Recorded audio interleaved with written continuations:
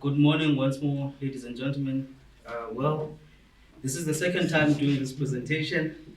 I hope it will be received with kindness.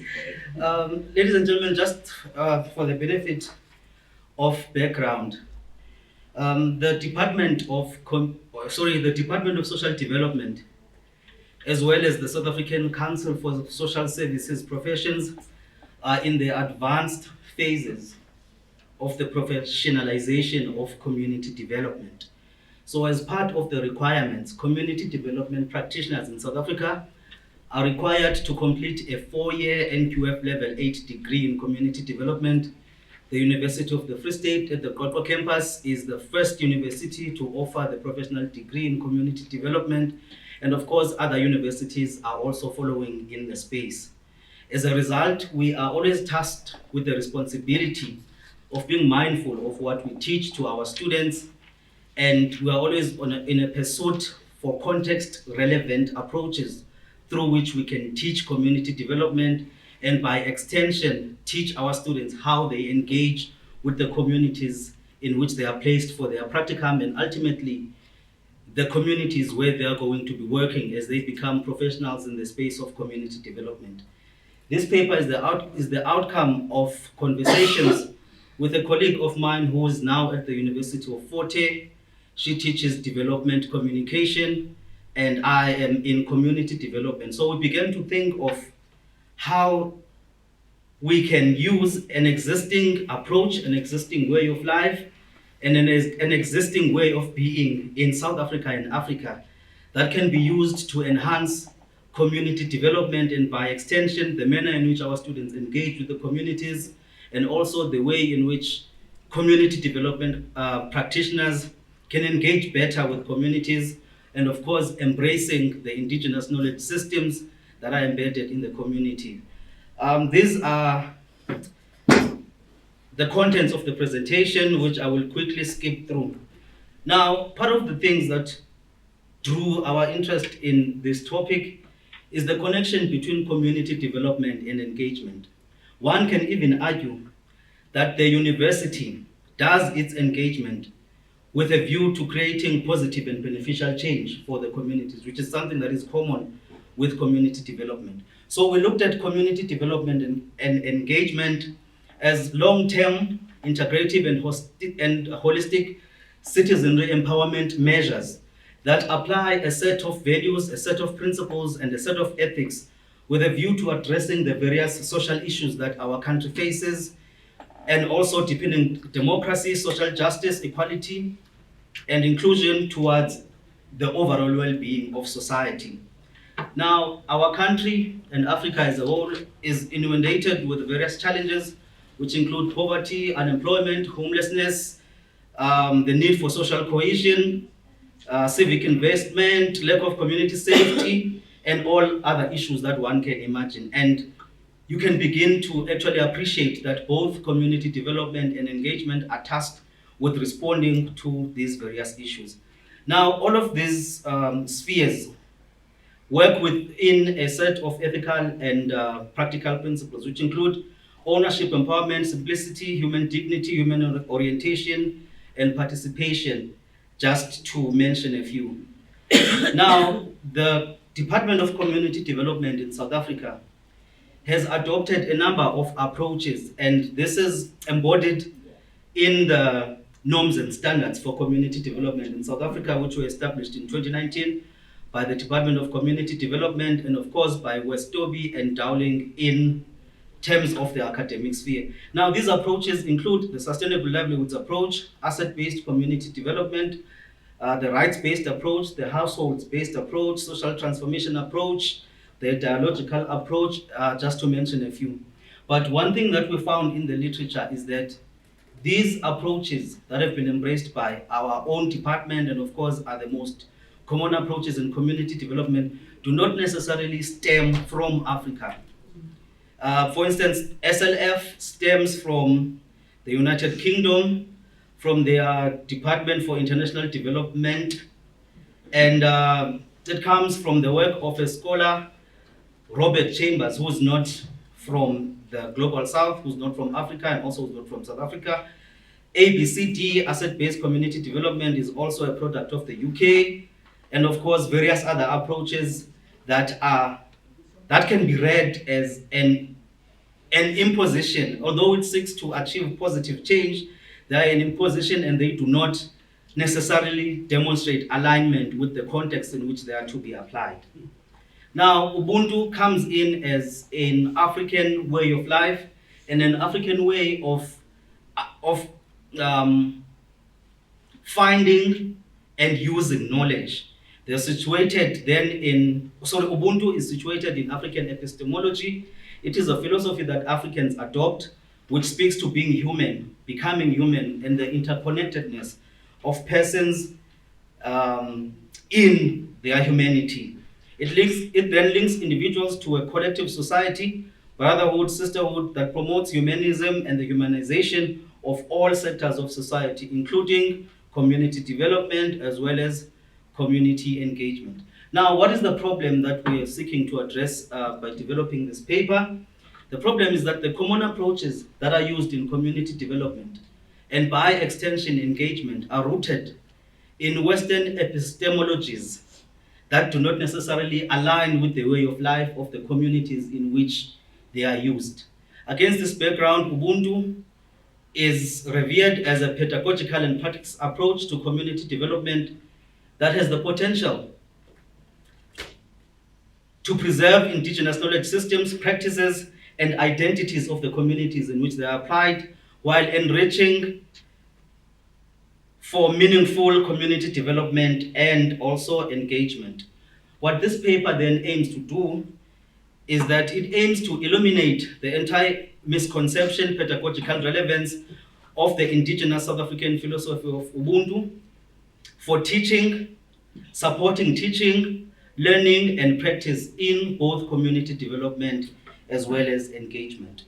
The methodology that was followed is a semi-systematic literature review, wherein various search engines were searched using to find literature on Ubuntu, to also find literature on community development approaches, and the sources are mostly peer-reviewed journals, books, textbooks, as well as a few theses and dissertations. Now, what we found in these ratings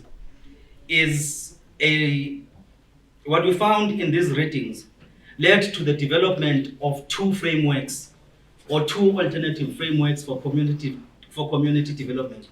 The first is one that infuses Ubuntu values and complementary community development values. The second one speaks on Ubuntu and preservation of indigenous knowledge systems in community development as well as community engagement. Now, the first one that I will go through quickly is a framework on Ubuntu values and complementary community development values.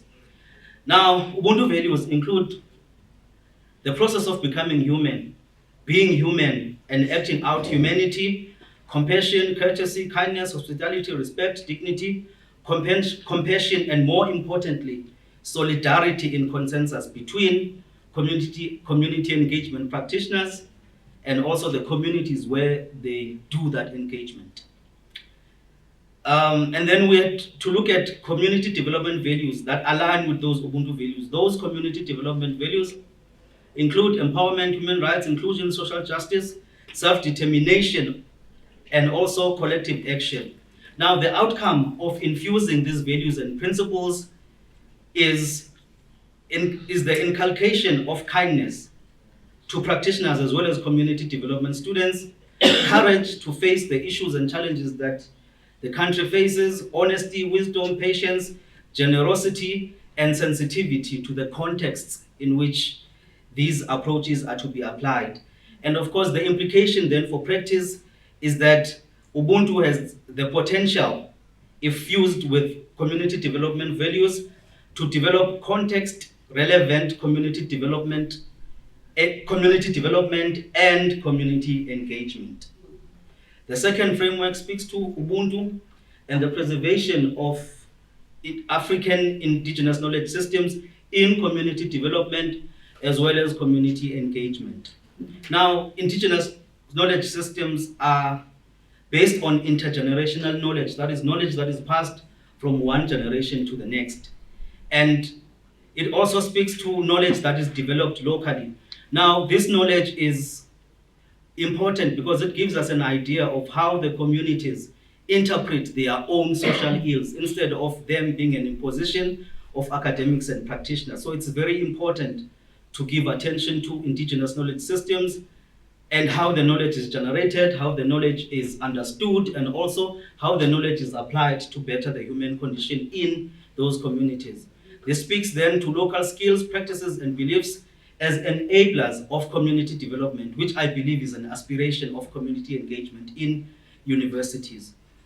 Indigenous knowledge systems are valuable in education and other spheres, including the way in which communities pursue their livelihoods.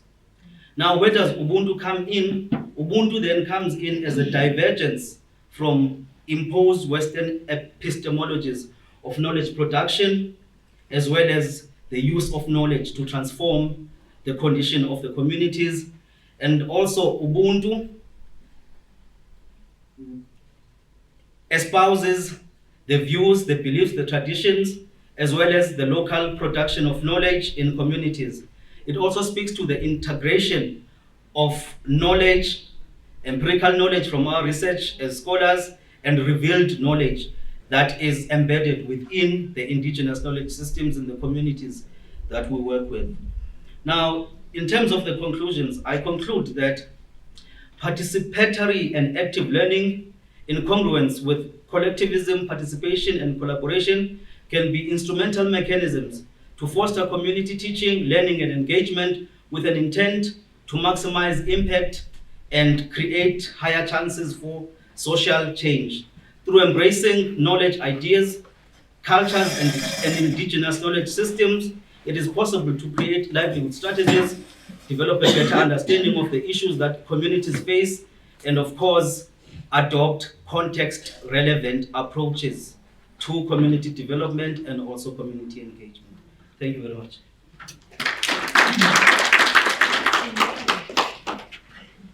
I will now open the floor to questions. Do you have any questions? I'll take the hand first. Okay, push it. Okay. Afternoon, everyone. Thanks for the beautiful presentation, and I appreciate that you were willing to repeat the presentation. I think my question is especially towards your ending. You spoke about fusing Ubuntu into the curriculum itself or the degree. And then I'm asking myself, why do you need to fuse it? Because now, my understanding of using something, you are using it as an appendix now.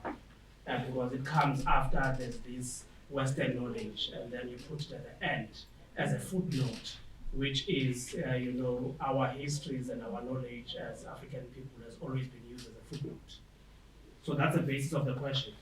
Rather, for me, why not embed and foreground Ubuntu as the basis of the profession that is the community development, so that the profession itself is informed by the African value system and it responds to the social systems that African identify with in these communities that we work with. And I'm asking this question, understanding that in the curriculum that we are currently teaching, which is predominantly, Western, and we are trying now to change it. There's also hidden curriculum, certain values that are not spoken, which are Western, that we, conform to without being told to do that. So I may be, suggesting and also asking that perhaps for grounding and embedding Ubuntu as the foundation, as the basis of the profession, rather than as an attachment. Thanks. All right, thank you so much. Can I please be allowed to respond to that question? It was quite lengthy. I don't want to lose my train of thought. Well, thank you very much, my brother, for that question. Well, the intention of this paper is not to necessarily rubbish that which is currently being used in community development, but it is meant at illuminating what can complement those that exist. So my intention here is not for a complete overhaul, but rather for a different way of thinking, because Ubuntu is a way of life, and it would be very much useful as an alternative approach or as a complementary approach to those that exist. So that was my thinking with the presentation. I think I covered. Do you have your hand up? Yeah. Yeah. Thank you so much, and thank you so much for the beautiful presentation. I think for the longest time, the approaches that speaks to the African context, especially in literature, and I will blame the scholars in this, just forgive me in advance. They've always been a question of scholars saying that the pluralization of those concepts maybe might be the reason why in the first place they come as or they are used as a footnote, as you put in saying here. So perhaps in your literature of Ubuntu as a philosophy, did you come across any scholar or anything that pluralized the concept, which is like in a way trying to problematize the concept, so not to fit as a different approach? I'm just interested in that. Was there any in your literature review something that you come across which speaks to that? Thank you very much, my brother. Well, that is an aspect that I might need to go back and look at. But so far, I haven't been able to come across such. But that is definitely something that I will consider as I improve the paper, of course. Thank you so much. I'll take one more hand. Thank you so much, Lynette, for a beautiful presentation. So I just wanted to ask, are you proposing that Ubuntu as an approach of local knowledge of sustainable development and livelihoods? And if so, then what are you borrowing from Chambers and why? All right. Thank you very much for that question. This is what I found when looking at the literature and also looking at the official government documents that actually sort of give the dictates for community development. In that document, there is no mention of Ubuntu. So what I'm trying to do is to illuminate Ubuntu as one of the key approaches and as a specifically context-relevant approach in community development. So as I said when I was answering my brother that side, the intent here is not to rubbish that which has been done, but the intent here is to add to the body of knowledge, especially in the space of context-specific approaches to community development. So that's where I am trying to hit the name. Well, in regard to Chambers, I will have to do some more reading and see if I can answer a question again. Or perhaps I'll have to go through the entire paper and then we can have a side conversation about it.